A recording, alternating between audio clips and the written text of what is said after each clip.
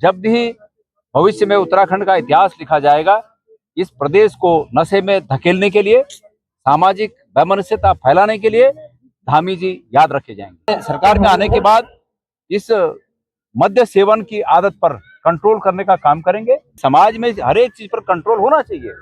सरकार बड़ी बेशर्मी से कह रही है कि रेवेन्यू मिलना चाहिए, रेवेन्यू बढ़ाने के लिए हम सरकार की नई दुकानें खोल रहे हैं। भाई, रेवेन्यू बढ़ाने के लिए हम किसी व्यक्ति को शराबी बनाएं, हमारे आने वाली नस्ल को शराबी बनाएं, ये हमें मंजूर नहीं है। अपनी जो हमारा खान पान एक शैली है, जो हमारा बातचीत की भाषा है, वो जो हमारे रहा अग्नि बढ़ो काम करा, तभी हमारी संस्कृति और बोली भाषा बच सकती है। देखिए, उत्तराखंड सरकार अभी 4 साल विकसित उत्तराखंड के रूप में मना रही है, किस तरह देखते हैं? मैं ये मानता हूँ कि सरकार सिर्फ अपनी पीठ थपथपाने का काम कर रही है। जिस समय सरकार को जनता के पीठ पर हाथ रखना चाहिए, जनता के मुद्दों पर संवेदनशीलता से विचार करना चाहिए, जनता की बातों को सुनना चाहिए, उस समय सिर्फ सरकार 4 साल बेमिसाल का नारा देकर अपनी पीठ थपथपा रही है। मैं पूछना चाहता हूँ इस सरकार को कि जिन लोगों ने 4 साल बेमिसाल का नारा दिया, क्या वो लोग ये मानते हैं कि उससे पहले के 5 साल भारतीय जनता पार्टी के शासन में ये प्रदेश बेहाल हुआ? अगर वो ये मानते हैं कि वो 9 साल भी बेमिसाल थे, वह पिछले 5 साल भी बेमिसाल थे, तो नारा तो ये होना चाहिए था कि 9 साल बेमिसाल, लेकिन 4 ही साल बेमिसाल क्यों है? इसलिए भारतीय जनता पार्टी का एक पक्ष कहता है ये 4 साल बेहाल, और ये दूसरा पक्ष कहता है कि पिछला 5 साल बदहाल। तो ये फैसला इन्हें करना चाहिए कि वो 5 साल बदहाल थे, ये 4 साल बदहाल है। और मेरी दृष्टि में और इस प्रदेश की जनता की दृष्टि में पूरे के पूरे 9 साल बदहाल हैं। प्रदेश में बेरोजगारी चरम पर हुई, आगे बढ़ी है। लोगों के ये हैसियत नहीं रही कि एक व्यक्ति अपनी बेटी की शादी में 2 तोले का एक मंगलसूत्र और फुल्ली और एक नथ बनाकर, मांग टीका बनाकर 2 तोले का खर्च वहन कर सके। ये सरकार एक एक दिन हम प्रदेशवासियों पर भारी है। इस सरकार को तुरंत यहाँ से हटना चाहिए, इस प्रदेश से हटना चाहिए। अगर ये सरकार रही तो निश्चित रूप में आने वाला समय हमारी आकांक्षाओं के, उत्तराखंड की जनता की आकांक्षाओं के बहुत विपरीत स्थितियां पैदा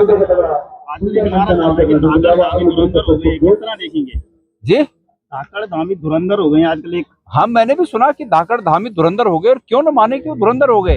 एक ही आदेश में शराब की 55 नई दुकानें, 55 नई दुकानें।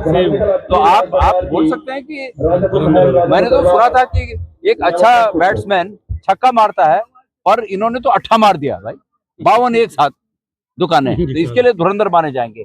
जब भी भविष्य में उत्तराखंड का इतिहास लिखा जाएगा, इस प्रदेश को नशे में धकेलने के लिए, सामाजिक वैमनस्यता फैलाने के लिए धामी जी याद रखे जाएंगे। सर, आपने शराब का जिक्र किया है, क्या कांग्रेस सरकार आती है तो क्या ये सारे जो ठेके हैं वो बंद होने वाले हैं? या जब पहले भी कांग्रेस की सरकारें रही तब मद्य निषेध एक विभाग हुआ करता था। आज सरकार ने उस मद्य निषेध विभाग को मद्य प्रसार विभाग के रूप में बदल दिया है। तो कांग्रेस सरकार आएगी तो निश्चित रूप में इस पर कंट्रोल किया जाएगा। हम ये नहीं कह सकते कि समाज में कोई चीज बंद की जा सके, लेकिन समाज में हर एक चीज पर कंट्रोल होना चाहिए। सरकार बड़ी बेशर्मी से कह रही है कि रेवेन्यू मिलना चाहिए, रेवेन्यू बढ़ाने के लिए हम सरकार की नई दुकानें खोल रहे हैं। भाई, रेवेन्यू बढ़ाने के लिए हम किसी व्यक्ति को शराबी बनाएं, हमारे आने वाली नस्ल को शराबी बनाएं, ये हमें मंजूर नहीं है। हम सरकार में आने के बाद इस मद्य सेवन की आदत पर कंट्रोल करने का काम करेंगे, हमारे युवाओं को सही रास्ता दिखाएंगे और ये मनसा बिल्कुल नहीं पालेंगे कि इन गलत कामों से सरकार रेवेन्यू अर्न करे। धन्यवाद सर। एक और सवाल है, शराब से जो है गाँव में जो है महिलाएं घर में क्लेश करती हैं कि भाई दारू पी के आ रहे हैं, लेकिन मैं ये पूछना चाहता हूँ सबसे ज्यादा जो प्रभाव पड़ रहा है बच्चों और महिलाओं पे इसका असर पड़ रहा है। देखिए ये बुराई ऐसी है कि समाज के सभी अंगों पर इसके कुप्रभाव पड़ते हैं।